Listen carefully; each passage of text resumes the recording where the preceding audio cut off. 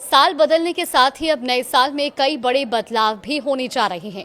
नए साल में सेंट्रल गवर्नमेंट के कर्मचारियों की सैलरी और रिटायर्ड लोगों की पेंशन बढ़ सकती है।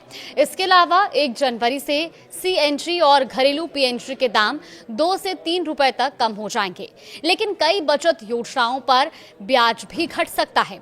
आज की इस वीडियो में हम आपको बताएंगे कि साल 2026 में होने वाले 7 बड़े बदलाव कौन से हैं। नमस्कार, आप देख रहे हैं न्यूज 18 का डिजिटल प्लेटफॉर्म और मैं हूं आपके साथ जागृति खंतवाल।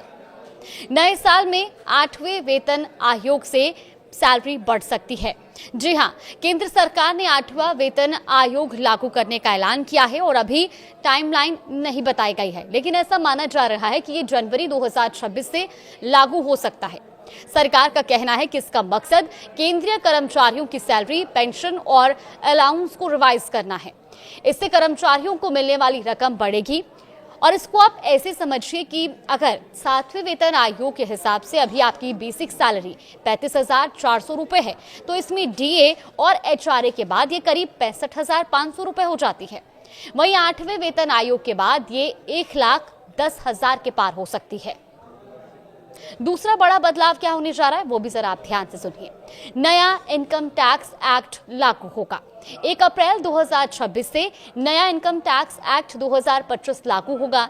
ये 1961 के पुराने कानून की जगह लेगा। सरकार का कहना है कि नया बिल टैक्स कानूनों को आसान बनाएगा और इससे टैक्स रेट में कोई बदलाव नहीं होगा। तीसरा बड़ा बदलाव है आईटीआर के नए स्लैब से पैसा बचेगा। वित्त वर्ष 2025-26 के लिए न्यू टैक्स रिजीम के तहत आईटीआर फाइल करने पर अब 12 लाख रुपए तक की कमाई पर कोई टैक्स नहीं देना होगा। नौकरी पेशा लोगों के लिए 75,000 के स्टैंडर्ड डिडक्शन के साथ छूट 12.75 लाख यानी कि 12,75,000 हो जाएगी। पहले ये लिमिट 7 लाख रुपए थी। ऐसे में टैक्स एक्सपर्ट्स और चार्टर्ड अकाउंटेंट का कहना है कि अब इनकी सालाना इनकम 12 लाख रुपए तक है और उनका 60,000 रुपए टैक्स बचेगा। तो वहीं 10 लाख रुपए की इनकम वालों के 40,000 रुपए बच जाएंगे।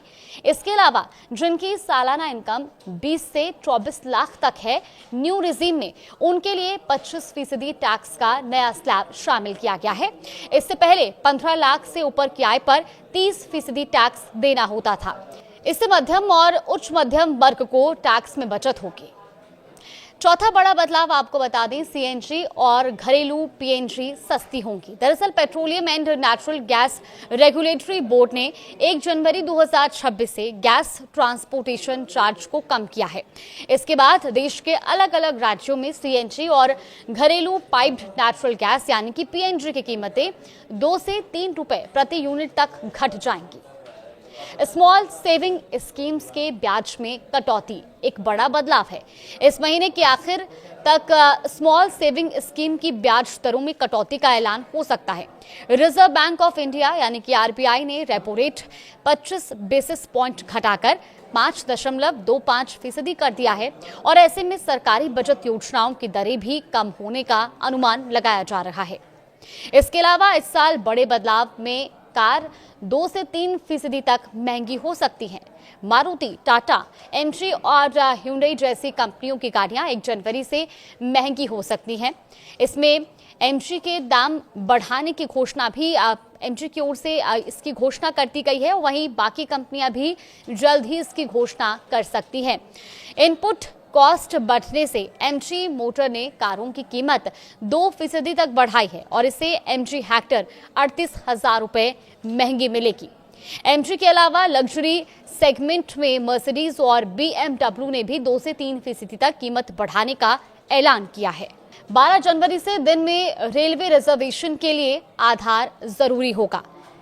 12 जनवरी से ऐसे यूजर्स जिनका अपना आईआरसीटीसी अकाउंट आधार से लिंक नहीं है, वो सुबह 8 से रात 12 बजे तक टिकट बुक नहीं कर सकेंगे।